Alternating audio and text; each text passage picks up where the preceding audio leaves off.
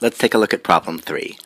Let f be the function given by f of x equals tangent x, and let g be the function given by g of x equals x squared.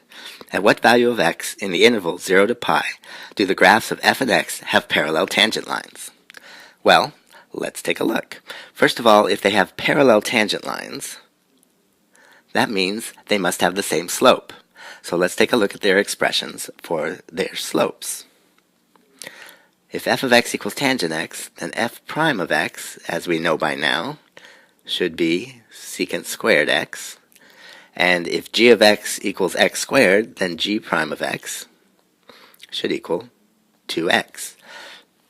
Since they're asking us for parallel tangent lines, we should set the two expressions equal to each other and find when that statement is true. So when is secant squared x equal to 2x?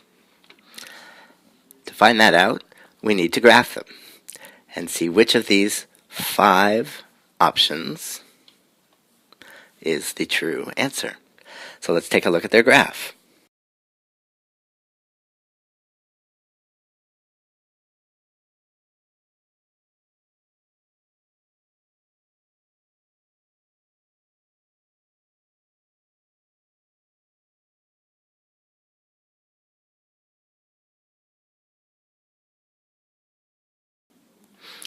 Here's the graph of secant squared x and 2x, and you can see that we found an intersection right here, and that intersection occurs when x equals 2.028.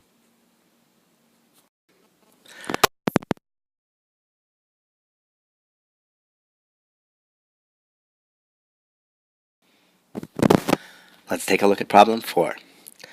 Use the table to estimate the value of h prime of 1.5, where h of x equals f of g of x.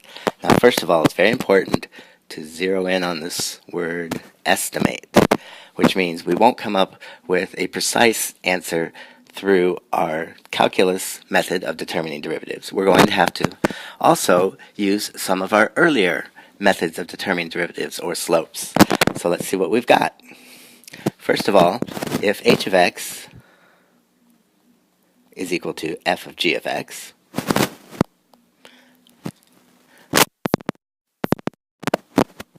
we'll come about using our chain rule. So derivative of the outside, leave the inside alone, times the derivative of the inside.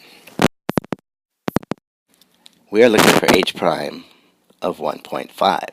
So we are looking for f prime of g of 1.5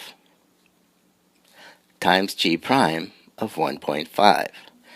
Here, we need to figure out what g of 1.5 is, and there we can find that in the table. G of 1.5 is going to be this 1.1. So I need f prime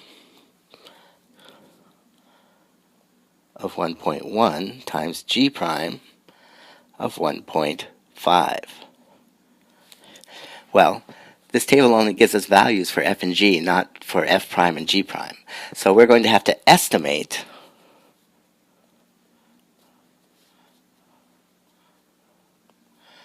these two slopes.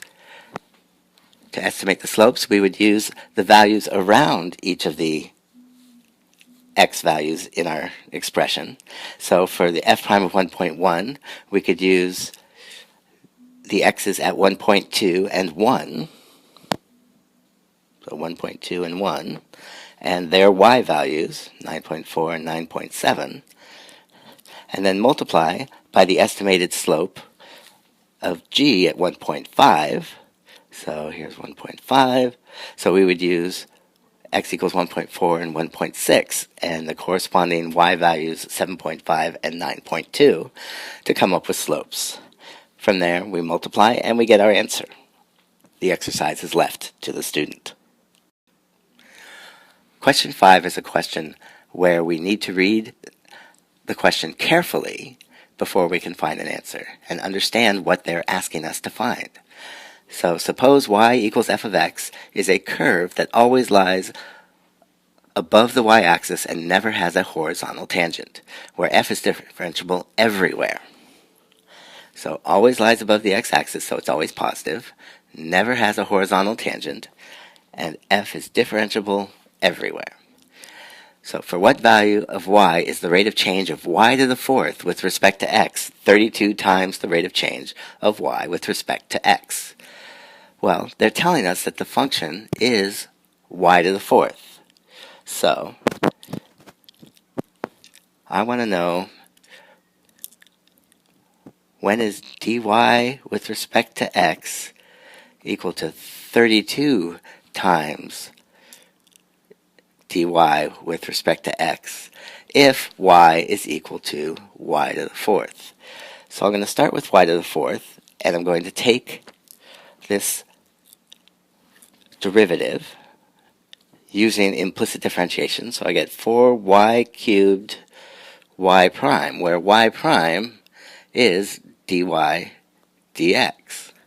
So I want to know when 32 is going to be equal to 4y cubed y prime. Actually, I want to know when 32y prime is going to be equal to 4y cubed y prime, because that's what they're asking. 32 times the rate of change of y with respect to x. So there's 32 times the rate of change of y with respect to x. And the original function they gave us was y to the fourth. So the derivative of that is 4y cubed y prime. So looking at this, that means that 32 has to equal 4y cubed, which also means that 8 equals y cubed. So y must equal 2.